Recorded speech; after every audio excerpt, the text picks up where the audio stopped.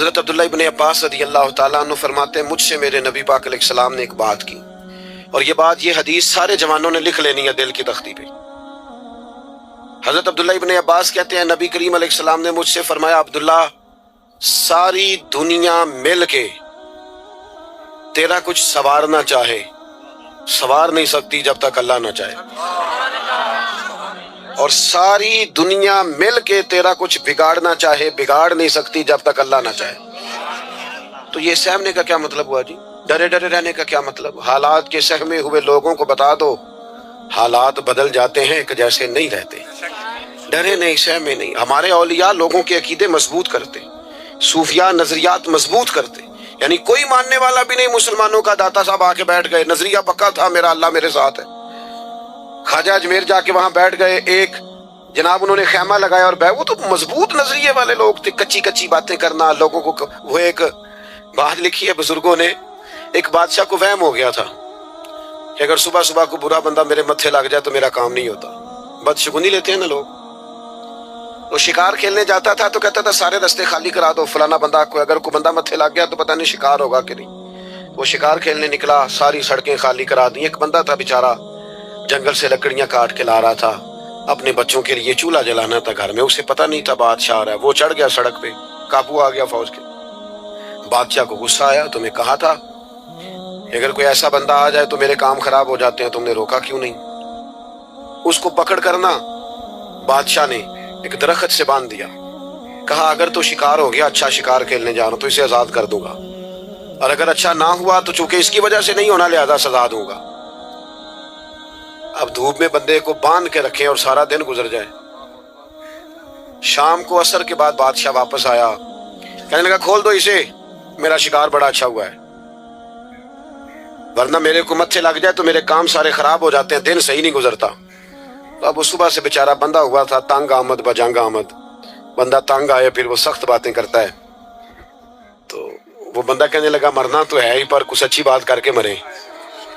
کہنے لگا بادشاہ تیرا شکار ٹھیک ہوا ہے؟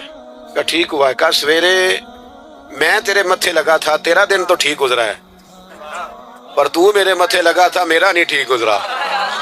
اب سوچ کے بتا منحوس میں ہوں کہ تو ہے؟ نحوست لیتے ہیں لوگ، جان بوجھ کر کمزور کرتے ہیں، میرے بھائی پکے ہو جائیں۔ اچھا ایک اور بات، ایک دن ایک صاحب مجھے آ کے کہنے لگے جی کسی نے بندش کر دی ہے، کاروبار باندھ دیا ہے۔ سچی گل دسیا جی انج ہو سکتا ہے کہ اللہ کسی دے کر رزق کر لے تے راہ جو بندہ کو باندھ چھڑے؟ ہوتا ہے ایسے؟ کن چکروں میں پڑے ہوئے ہیں بابا جی سرکار اور فلانے ہو، چھوڑیں آپ مصلی بچھائیں، اللہ کی حضور حاضر ہوں۔ بابا سچا وہ ہوتا ہے جو رب رسول کا رستہ دکھائے۔ اللہ والوں کی بیعت کا معنی یہ، میں غلام ہوں ایک درویش کا، ہم فقیروں کے غلام ہیں، ہم تو غلامی پہ ناز کرتے ہیں، منم غلام علی حیدری یم قادری۔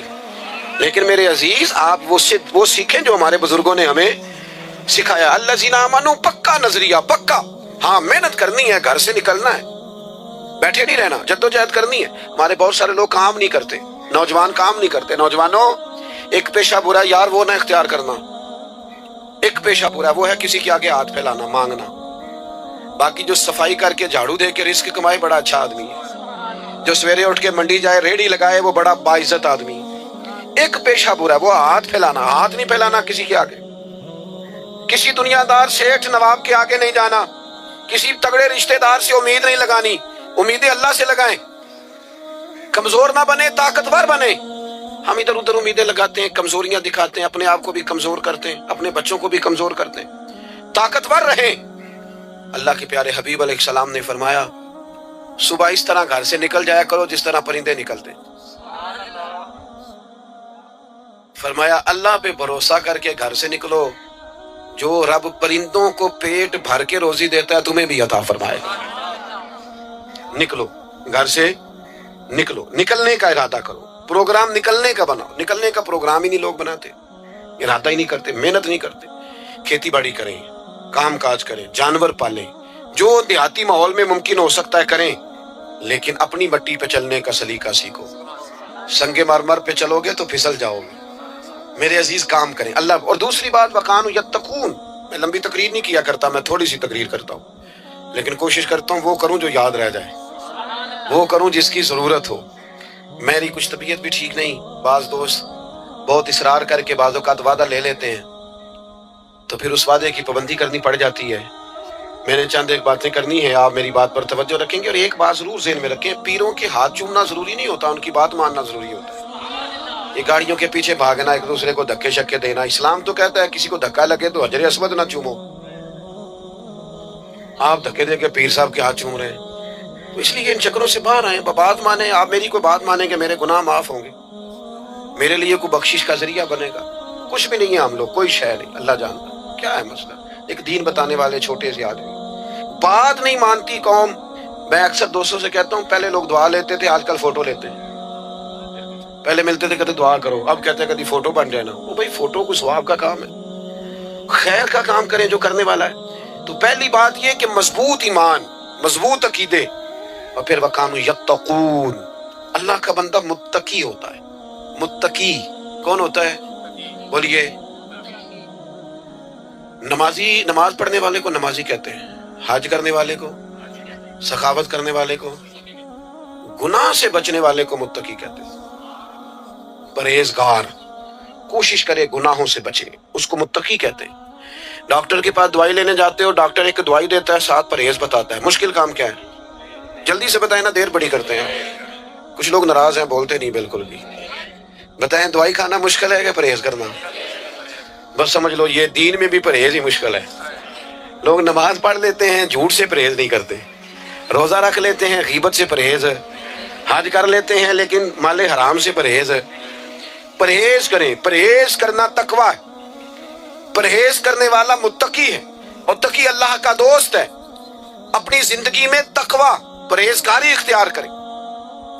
اللہ کے بندے پرہیزگار ہوتے ہیں، چھوٹی چھوٹی غلطیوں سے بھی بچنے کی کوشش کرتے ہیں، معصوم نہیں ہوتے، ہو جاتی ہیں انسان سے خطائیں، مقدور پر کوشش کرتے ہیں کہ بچا جائے، پرہیز کی جائے۔ تقویٰ کیا ہے؟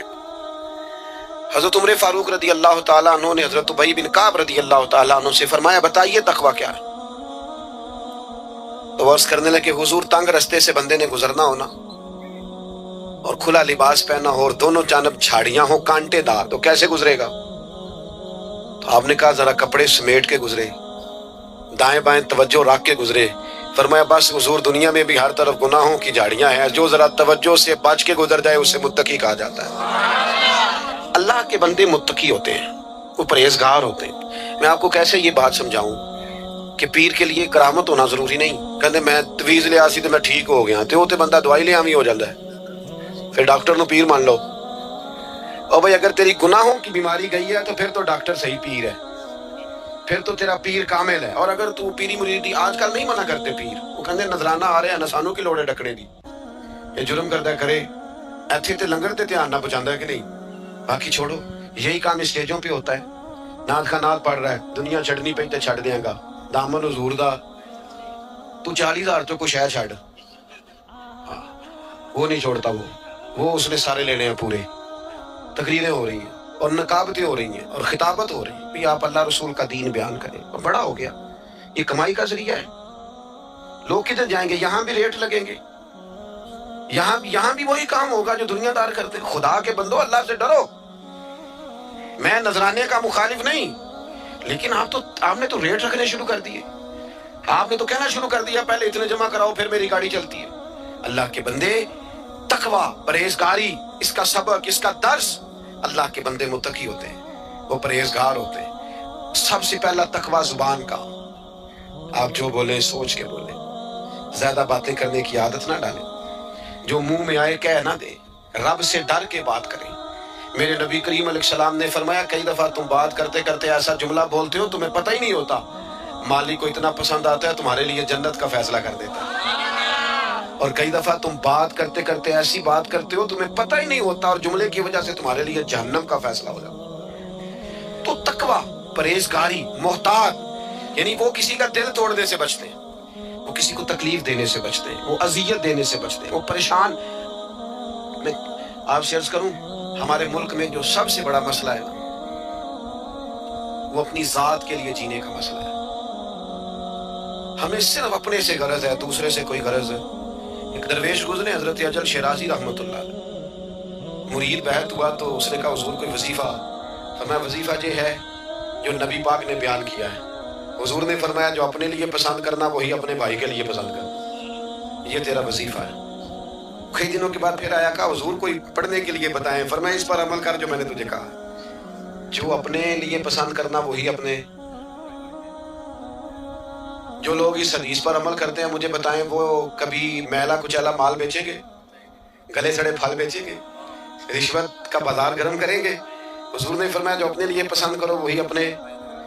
بھائی ہم سادی سادی باتوں پر ہم اسی جی معرفت دی گل پوچھنی فقیر نو. معرفت وہی ہے جو اللہ کے قرآن میں ہے اور نبی پاک کے فرمان میں ہے. اللہ سے کون سی معرفت آپ نے فقیر سے پوچھنی؟ یہی ہے معرفت، اس پر عمل کریں. آپ حضور کی ارشادات سب سے بڑی معرفت ہے، اس پر عمل کریں. اپنی زندگی کو مزین کریں، اپنی ذمہ داریاں کو ادا کریں. آپ کا والد گھر میں بیٹھا ہے، ابا جی بیمار ہے، اماں بیمار ہے، تو پیر صاحب کے پاس ہے. ابا جی اماں جی بیمار ہے، تو تبلیغ کرنے گیا ہوا ہے. یہ جو تیرا اصل حج ہے وہ تو تیرے گھر ہے. بلے شاہ آسمانی اٹھدیاں پھڑنا ہے، جیڑا گھر بیٹھا انہوں پھڑیا ہی نہیں. ماں باپ بیمار ہیں، ان کو ضرورت ہے تو دوستوں کے ساتھ سیر کرنے گیا ہوا ہے. میں آپ کو ایک دوائی بتاؤں ابا جی کی صحت کے لیے؟ بتاؤں کہ رہنے دوں؟ اگر وڈیرے گھر بیمار نے تو ماں اور باپ تو ایک دوائی بتاؤں. کچھ بندے گھورتے نے، ہاں نہ نہیں کرتے. بتا دو جی. اللہ آپ کو اسی طرح مسکراتا رکھے. آپ مسکرائے ہیں تو میرا دل خوش ہو گیا ہے. یاروں کو ٹیلی فون کرتے ہو نا کہ آج کھانا باہر سے کھانا ہے، ایک دوائی بتاتا ہوں. ابا کو فون کرو، کہنا ابا جی آج روٹی نہیں کھانی، میں آؤں گا، میرا دل کرتا ہے آپ کے ساتھ بیٹھ کے کھاؤں. اماں کو فون کرو گھر میں، کہ اماں جی دل بڑا کرتا ہے آج روٹی آپ کے ساتھ کھانی ہے، ذرا میرا انتظار کرنا. اماں کی طبیعت ٹھیک ہو جائے گی، ابا جی کو سکون کی نیند آئے گی. ہوئے ہوئے کوئی مزہ ہے اس کا، کوئی اس کا ذائقہ ہے. ایک دفعہ کہے ابا جی سے کہ ابا جی میرا دل بڑا کرتا ہے، موسم بدل گیا ہے، کپڑے لینے جانا ہے پر میں نے آپ کے ساتھ جانا ہے، آپ میرے ساتھ چلیں، پھر میں نے خریدنے ہیں. اور یار ان سے پیار تو کر، یہ تیری توجہ کے طالب ہیں، ان کو تو پیسے نہ دے، ٹائم دے. تو متقی بنے گا، تو پرہیزگار بنے گا. تیری بیوی بیچاری نے تجھ سے باتیں کرنی ہیں، تو یاروں سے گھنٹوں گپے لگاتا ہے، وہ کہتی ہے دو میری بھی سن لے.